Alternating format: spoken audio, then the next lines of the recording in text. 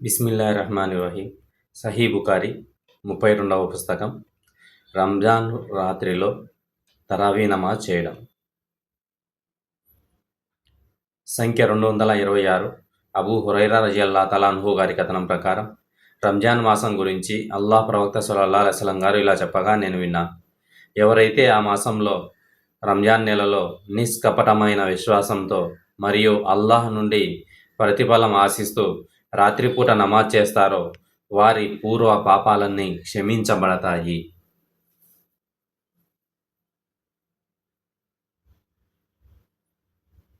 సంఖ్య 227. అబూ హురైరా రజియల్లాహు తఆలా అన్హు గారి కథనం ప్రకారం అల్లాహ్ ప్రవక్త సల్లల్లాహు అలైహి వసల్లం గారు ఇలా అన్నారు. ఎవరైతే రంజాన్ మాసం మొత్తం నిష్కపటమైన విశ్వాసంతో మరియు అల్లాహ్ నుండి ప్రతిఫలం ఆశిస్తూ రాత్రిపూట నమాజ్ చేస్తారో వారి పూర్వ పాపాలన్నీ క్షమించబడతాయి. ఇబ్నే షిహాబ్ హదీసు ఉపకర్త ఇలా అన్నారు. అల్లాహ్ ప్రవక్త మరణించిన తర్వాత కూడా ప్రజలు దానిని అనగా నవాఫిల్ను సమూహంగా కాకుండా వ్యక్తిగతంగా పాటించడం కొనసాగించారు. మరియు అబూ బకర్ ఖలీఫా కాలంలో మరియు ఉమర్ ఖలీఫా కాలంలో ప్రారంభ రోజుల్లో కూడా అలాగే కొనసాగింది.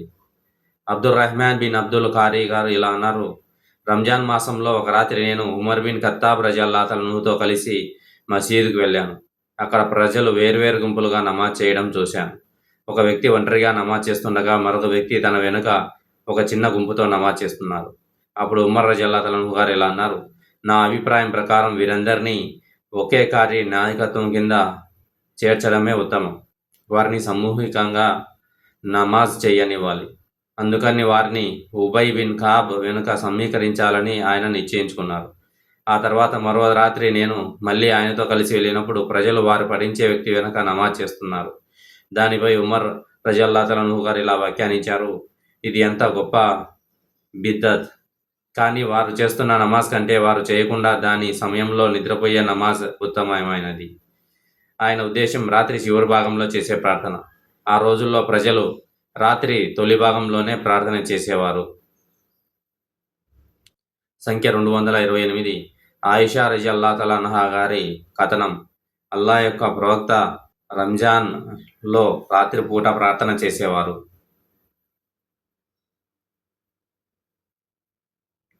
సంఖ్య 229. ఉర్వా రజియల్లాహు తఆలా అన్హు గారి కథనం ప్రకారం ఆయిషా రజియల్లాహు తఆలా అన్హా ద్వారా ఆయనకు తెలియజేయబడినది ఏమనగా అల్లాహ్ ప్రవక్త సల్లల్లాహు అలైహి వసల్లం అర్ధరాత్రి వేళ బయటకు వెళ్ళి మసీదులో నమాజ్ చేశారు. మరియు కొంతమంది పురుషులు ఆయన వెనుక నమాజ్ చేశారు. ఉదయాన్నే ప్రజలు దాని గురించి మాట్లాడుకున్నారు. ఆ తర్వాత రెండవ రాత్రి వారిలో చాలామంది గుమిగూడి ఆయన వెనుక నమాజ్ చేశారు. మరుసటి ఉదయం ప్రజలు మళ్ళీ దాని గురించే మాట్లాడుకున్నారు. మరియు మూడవ రాత్రి మసీదు అధిక సంఖ్యలో ప్రజలతో నిండిపోయింది. అల్లాహ్ ప్రవక్త సల్లల్లాహు అలైహి వసల్లం గారు బయటకు వచ్చారు మరియు ప్రజలు ఆయన వెనుక నమాజ్ చేశారు. ప్రవక్త సల్లల్లాహు అలైహి వసల్లం గారు 4వ రాత్రి మసీదులో ప్రజలతో కిక్కిరిసిపోయి వారికి చోటు లేకుండా పోయింది. కానీ ప్రవక్త గారు ఉదయకాలం నమాజ్ కోసం మాత్రమే బయటకు వచ్చారు.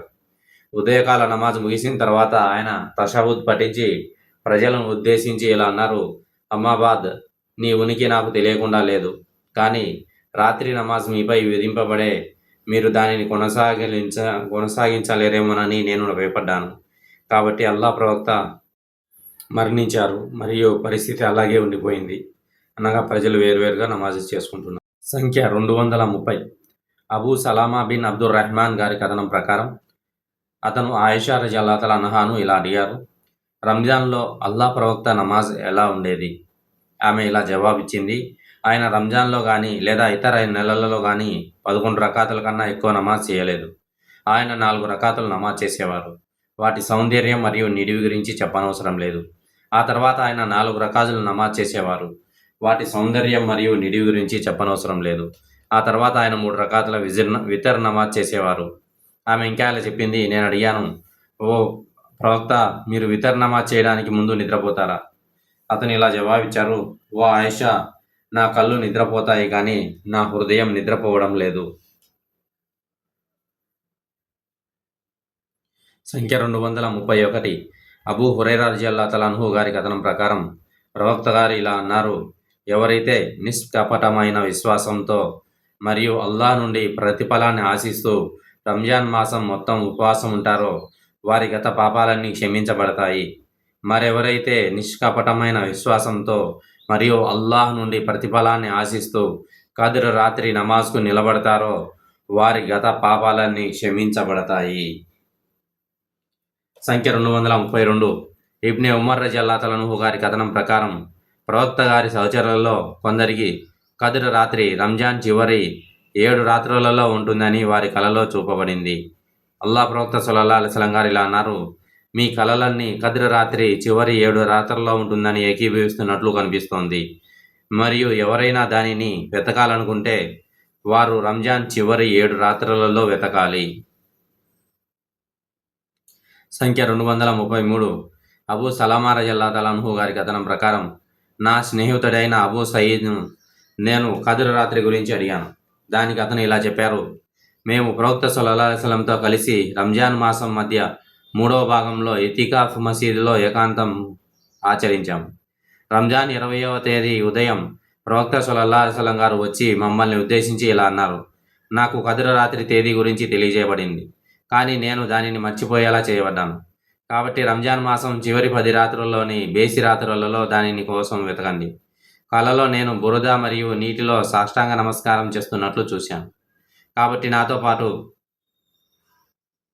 ఇతికాఫ్లో ఉన్న వారందరూ మరో 10 రోజుల పాటు నాతో పాటు దానికి తిరిగి రావాలి.